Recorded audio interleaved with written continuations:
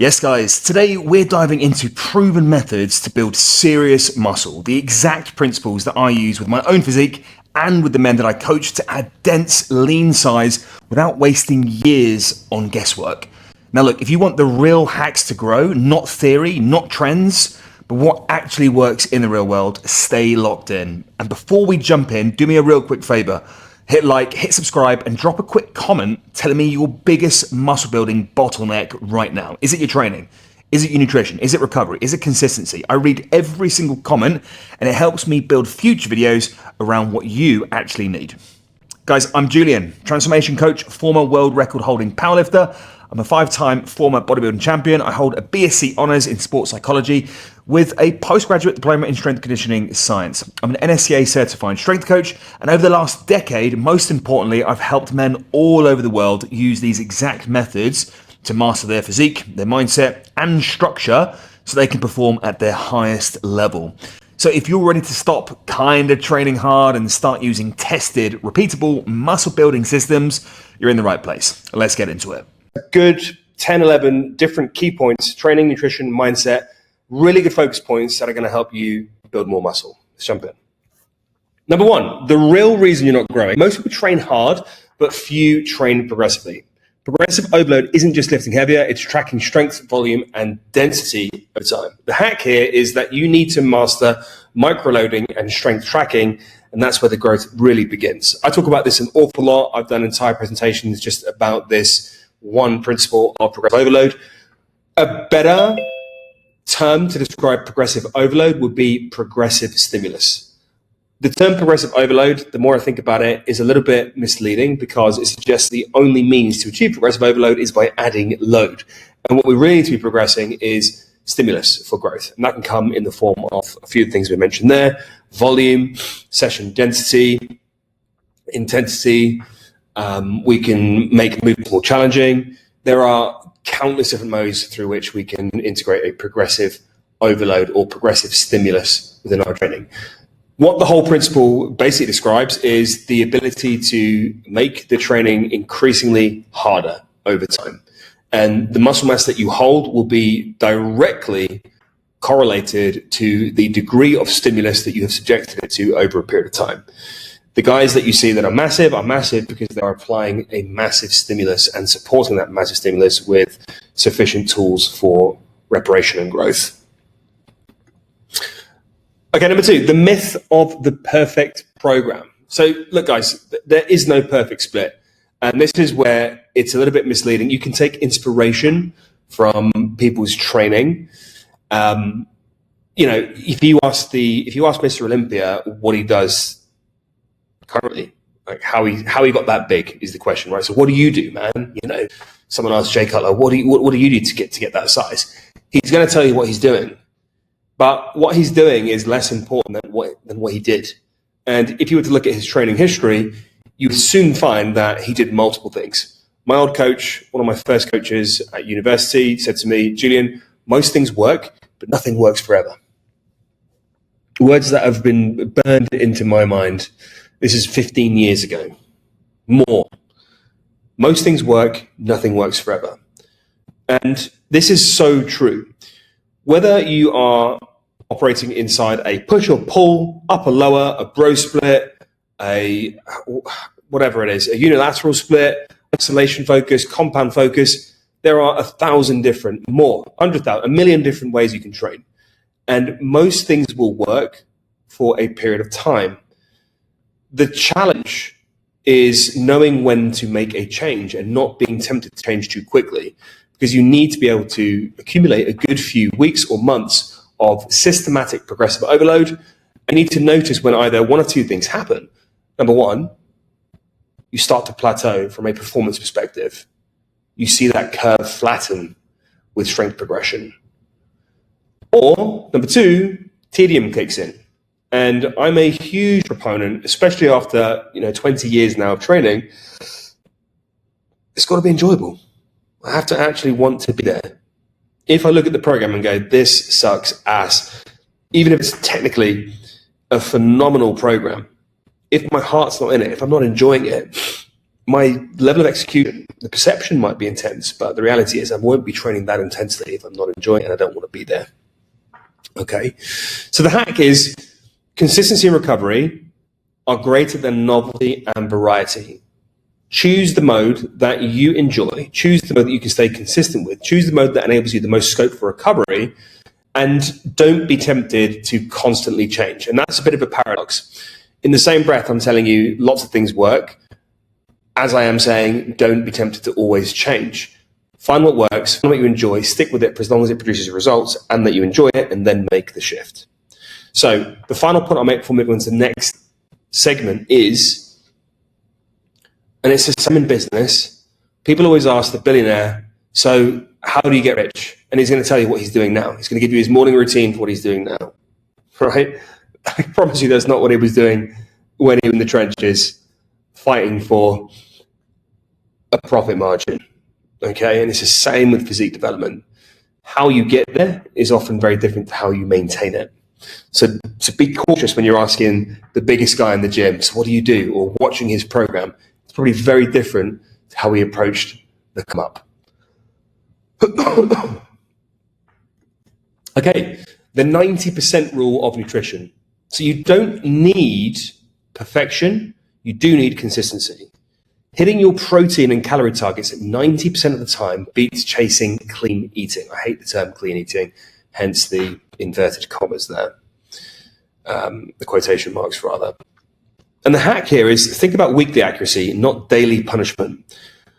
This means with a weekly target, you can actually be far more likely to hit your figures. You can recover a lost day. You can recover overshooting your calories. You can recover undershooting your protein targets. You can do this with most things. And I talk a lot about dosages. And nutrition is one of those things where you need to think about it as a weekly dosage. And even then, looking at building out a protocol which enables you to be consistent 90% of the time is going to be a far more sustainable and thus more likely to produce the outcome you're looking for on a long-term basis approach compared to being obsessed with hitting the 100%. Now, I don't want you to then just go in with the mindset of hitting 90 because that will inevitably result in you hitting 80, right? The mindset needs to be, I need to hit 100, but do not berate yourself and focus on where you are able to absolutely categorically secure the 90% and think about the remaining 10% as your bonus. The ideal situation, the likely outcome is 90, 100 is ideal, 85 is going to be the worst case scenario. Because the danger is if you're wishing for 100, it's going to be a miserable existence. And the second you fall off, you'll berate yourself and it won't be 85%, it will be 10%. Okay. So it's about adherence.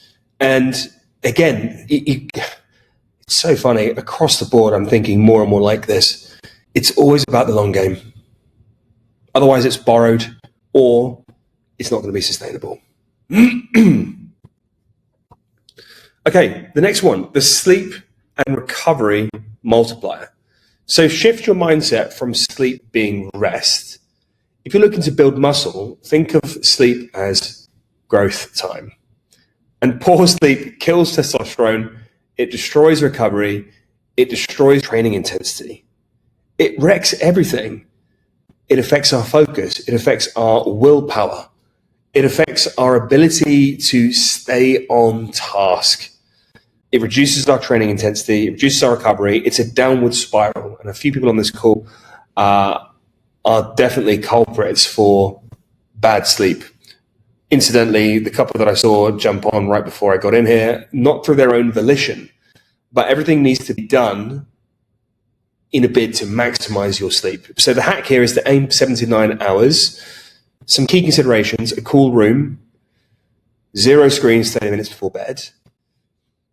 A couple of things that I have found, by the way, I hold my hands up on this one, guys. I'm very disciplined with most everything except for this. I really struggle with this. I'm going to be very real with you guys. I don't do enough to prepare myself to be disciplined to go to bed at a decent time. Some of you might experience the same thing. It's either you are working until too late, you're engaging in socializing until too late, you are hooked to your social media until too late. There are so many different things. For me, it's I will finish training or work at 10:30 at night and expect myself to be like, in my mind's eye, I'm going to bed at 11 to try and get a good 8 hours of sleep, be up for 7 o'clock. And I'm basically accepting, I'm going to myself, yeah, it should be all right. I should be able to finish work, should be able to finish training 10:30, be in bed by 11. Fuck no. It's never going to happen. If I finish training at 10, there's no chance of falling asleep before 1:30. It just will not happen. And for me personally, the few things that I do need to have done to get a good night's sleep and get to bed on time is I need to have finished work and or training about 2 to 3 hours before bedtime. I need to go into my bedroom and know that everything's ready for bed. Everything. I need to have been showered 2 hours ago. I need to have even the little things like the curtains need to be closed. The pillows need to be how I want them to be. I shouldn't be going into the bedroom thinking about preparing the room or preparing myself for bed. It needs to be able to just be able to walk in and fall asleep. Then we've got the temperature of the room. That's crucial as well. Breathing techniques. The 1 inhale, 2nd inhale, slow breath out the mouth. 2 or 3 of those to relax the body. I often think about pushing the shoulders down, resting my chin, getting myself as comfortable as possible. And I use some visualization techniques as well. So do what you can to get phenomenal sleep because it is the recovery multiplier. It's not a luxury.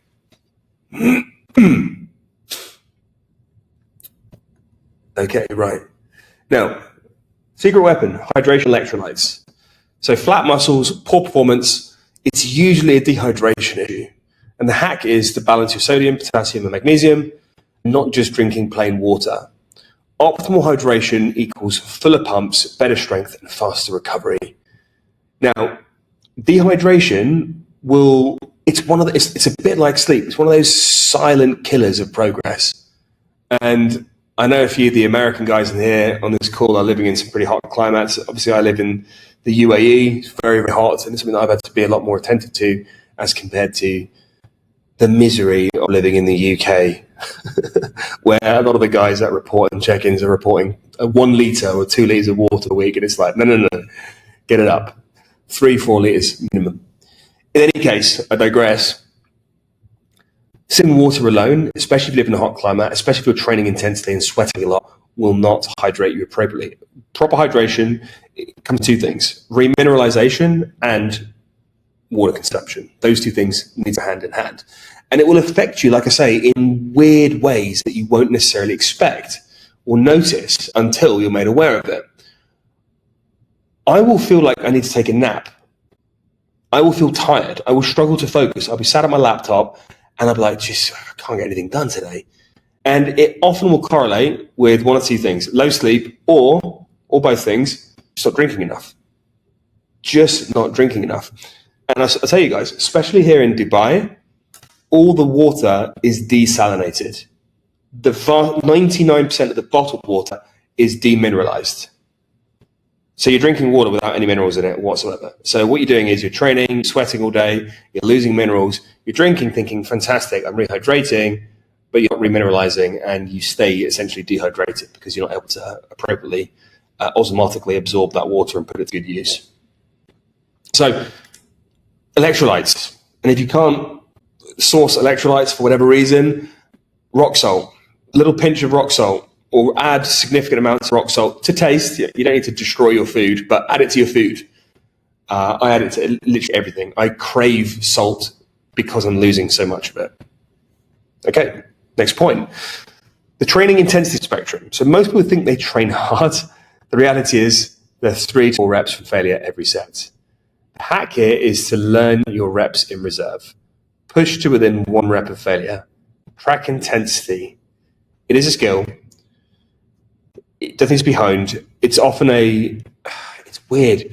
I wouldn't even say it's a beginner problem because actually a lot of beginners will train every set to failure to the point where it's not just mechanical failure. It's mechanical failure and some preceded by some severe form regression in a bid to get everything out of the movement possible. You know, a bench press becomes twisting your back, kicking your leg up, the bar going sideways just to try and get another rep, you know, bringing your quads into it, your lats, everything, okay? So it's not necessarily a beginner thing, but it is a comfort that a lot of people settle into. And when I look around in the gym, it's no surprise. It's not just the guys that are strategically on point with their training that are carrying awesome physiques. It's the guys who look like they are going through hell. It doesn't mean screaming, shouting, grunting. If that's your style, fantastic. It is my style sometimes at certain points in training. But one of my best coaches that I had in my 20s, he always told me, don't panic. He'd see me squirming on a leg extension. This is when I was really serious about my training and had a PT 5 times a week. It was good times. 5 times a week, preparing for bodybuilding shows, trying to gain as much muscle as possible. And he coached me so uniquely. And one of the best lessons I learned from him was, don't panic. Stay calm. Because when you panic, you lose focus and you actually make the pain worse. You give it more power than it needs. So imagine a leg extension, right? You're on rep 15 and your quads are on fire. What would you normally do? You normally start twisting and you start screwing up your face and you might make some sounds or whatnot. He was like, just breathe, stay calm. And do you know what? Women are so much better at this than men. If you look at the women in the gym, because they're a little bit more conscious and perhaps the feminine ideal, societal feminine ideal is that women should, not be loud in gyms, whereas men embrace it, right? For men, it's seen as a sign of masculine strength, this dominance thing. You often see guys exaggerate their noises. It doesn't fit in the same way to the ideal most women hold for themselves. And it's that, and I just think women are just better at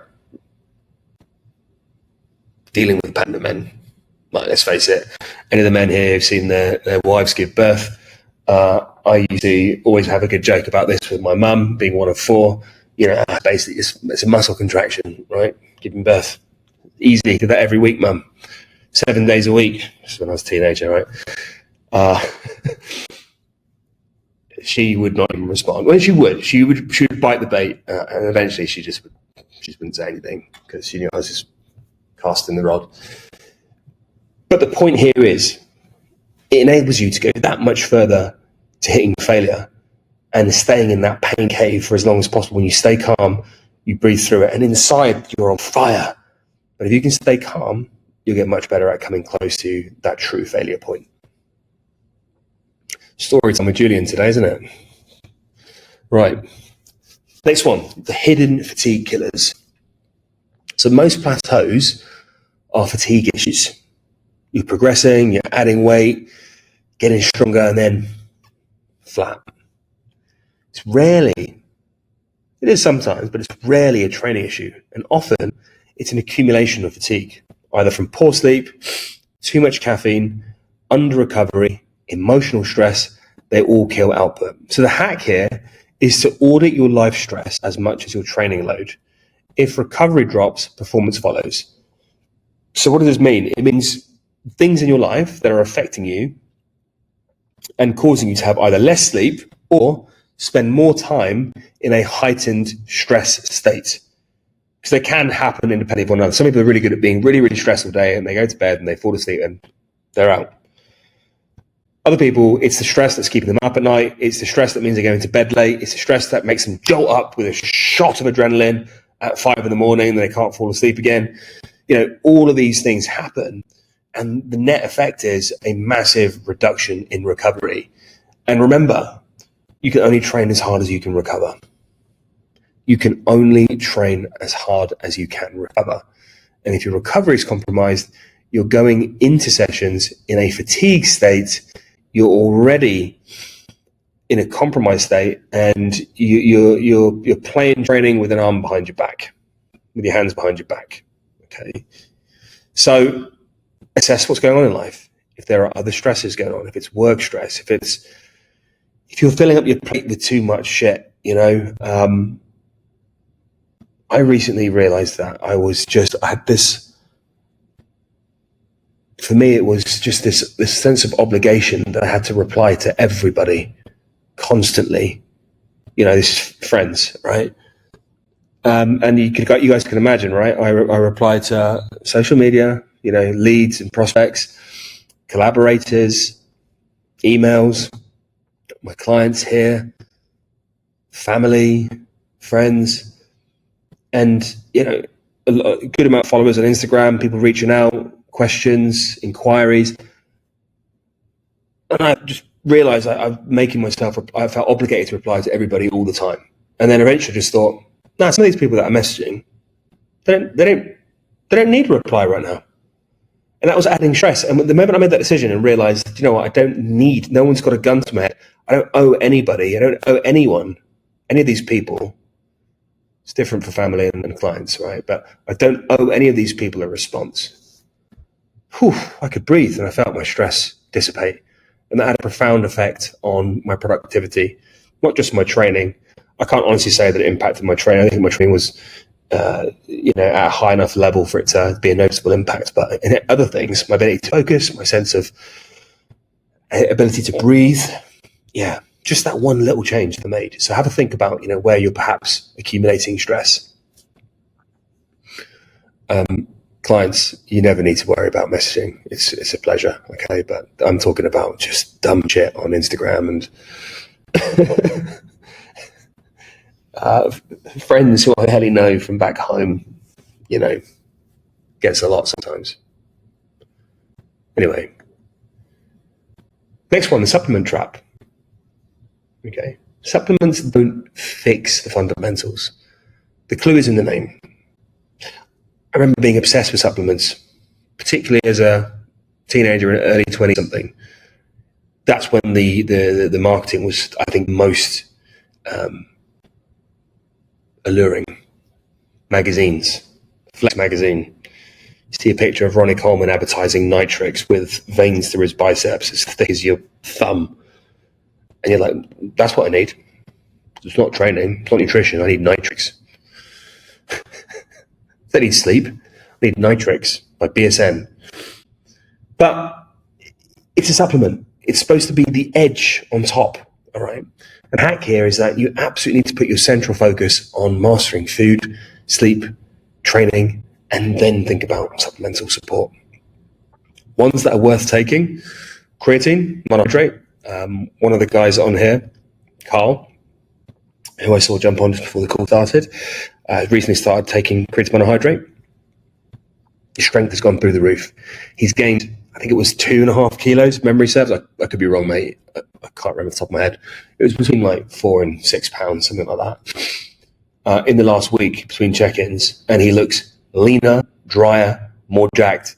The dude is like 228 pounds, looking phenomenal. Creatine is effective. It's the only consistently clinically backed performance aiding supplements, not just muscular as well, not just in physical performance, but actually in cognitive performance as well. So 100% recommend creatine. Whey, obviously, as a means to just bolstering that protein intake. Electrolytes we've already discussed. Fish oil, vitamin D, caffeine for those that need it. It's not an essential. So if you skip everything else, 90% of the supplement market is noise. Okay. Ultimate hack is long game. Theme that keeps coming up in life at the moment for me is just, I'm changing so many things and just thinking about long game. A few examples of this, guys. Things like these calls, really, really putting more time into the guys that I work with. I'd much rather have consistent long-term clients that do amazing things, that go from this goal to then being inspired to push for the next goal and building real meaningful relationships with these people that I work with. Business, I'm looking at building out systems that really enable me to have a lot of automations in my lead generation process, and that's what I'm working on at the moment in the back end of Instagram. Just getting the heavy lifting, the conversations, like I said, those boring conversations where you get time wasters, letting the automations handle that and filter out who's serious. Long game thinking.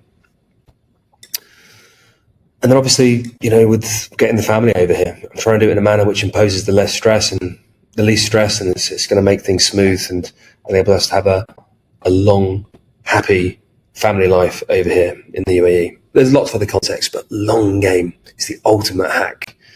And really, you need to start to build an identity which is around taking long-term decisions, thinking less about the quick fix, thinking more about, okay, well, does this decision get me closer in the immediate at the cost of the long term?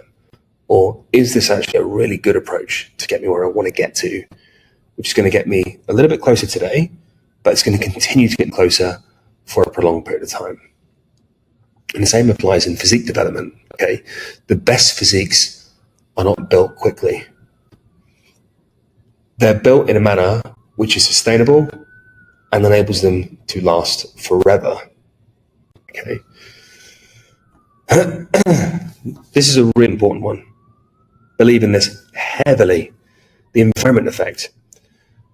Okay, you become what you are surrounded by. Your gym, your circle, your daily habits all shape your output. And the hack here is to train where standards are high. Be around people who make you feel behind. Okay, growth is environmental before it's physical. Okay, a couple of insights on this one. So I train in 2 gyms. One is just building gym, which is 2-minute walk from here. Okay. The other one is Binus. Binus is globally recognized as it's the central hub of all gyms in the Middle East. It's outrageous. It is outrageous. All your favorite fitness superstars are training there. And so when you walk in, there is a standard, and it's a very high standard. And you can be the biggest, most jacked, most disciplined, most focused guy training in your gym, and you go there and you're a small fry. If your goal is to maximize your capabilities, to really fulfill your potential, then that's where you want to be. You don't want to be in the room where you're the biggest fish. Mixing up analogies there. A fish in a room. You know my point. What I will say is be careful, because if you're not built that way, if you don't want that, if you're looking to,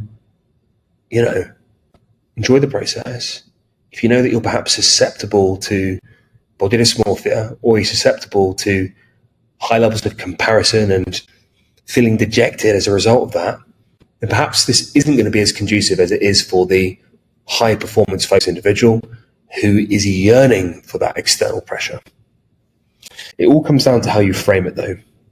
What we can accept to be true, and I believe in this firmly, is environment is more important than motivation, than discipline, than any other contributing factor to achieving your goals, your environment.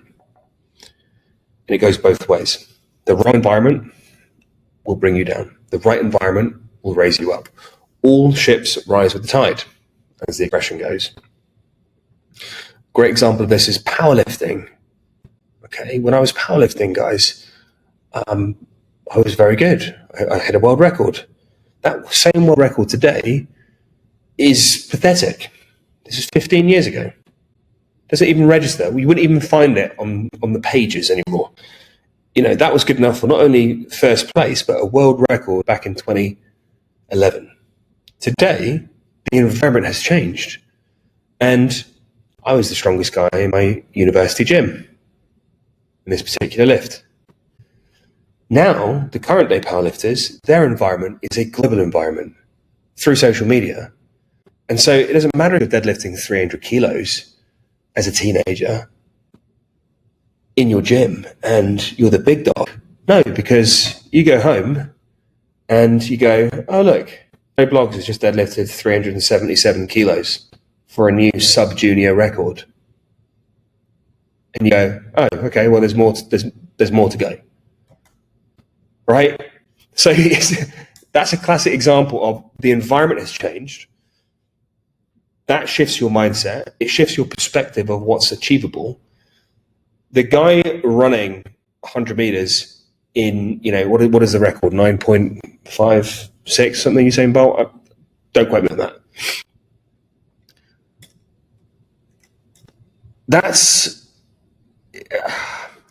If Usain Bolt came into an era where the record was already 9.56, do you think he would have run it faster? If he came into the game where that was the established record? Because he beat it by a good margin. But you just got to think about these things sometimes. How important is your environment to, one, setting your standard by looking around and saying, okay, what is the baseline? What is the status quo? And two, how does that affect your ability to appreciate what's really achievable? Okay, so environment is everything. I love this one. I love the more psychological stuff here. Okay, the self-image loop. So you'll never outperform how you see yourself.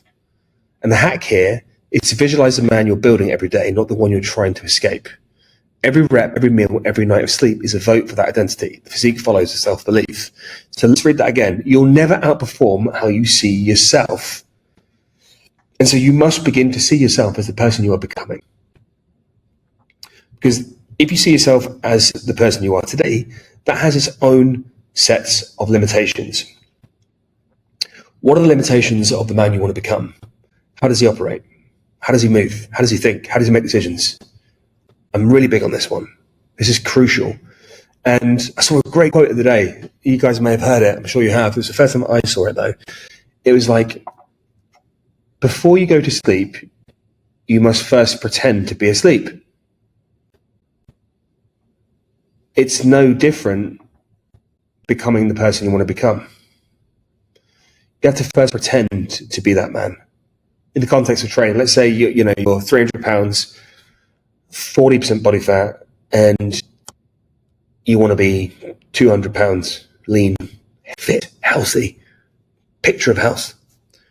Well, you have to pretend to be that guy now, to become that guy. It first starts with pretending to be him. And pretending is a loose word, right? But it can be translated to, well, you need to eat like the guy who's 200 pounds. You need to train like the guy who's 200 pounds. You need to think like the guy who's 200 pounds. You need to set up your lifestyle like the guy who's 200 pounds. And so again, you'll never outperform how you see yourself today. You need to start conducting yourself and seeing yourself as the person you want to become. Okay, closing thought. So shortcuts don't exist. Systems are malleable. You have agency over your systems. You can decide what your systems are. That's how you orchestrate what your future looks like. That's how you build out who and how you evolve. You say, right, these systems have led me here. I'm going to change my systems. That's going to lead me to this place. You need to master recovery, nutrition, and focus. And think about success in muscle building, mirroring success in life. God, I often draw parallels and find analogies with the challenges that I'm going through in life, whether that's, being a father, being a husband to be, whether that's in business or friendships or anything.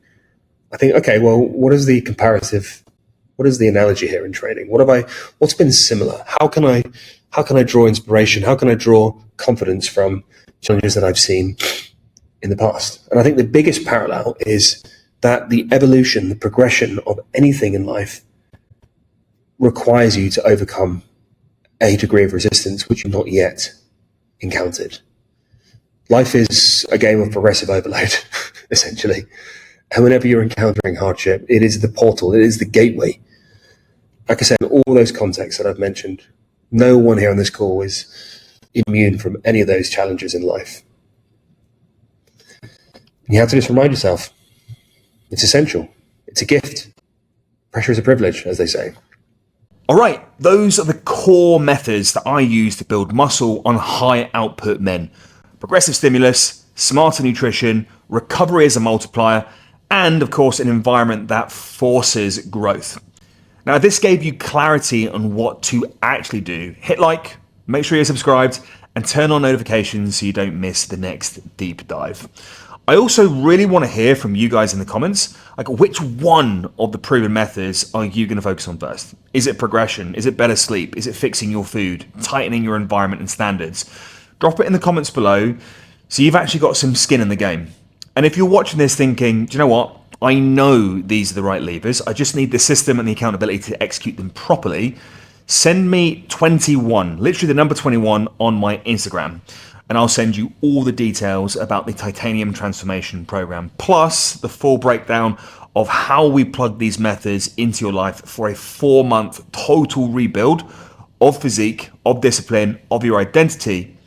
And look, you're not meant to stay in the same body. You're not meant to be running the same patterns. What you're meant to do is to build the physique, the mindset, and the man that you know you can become.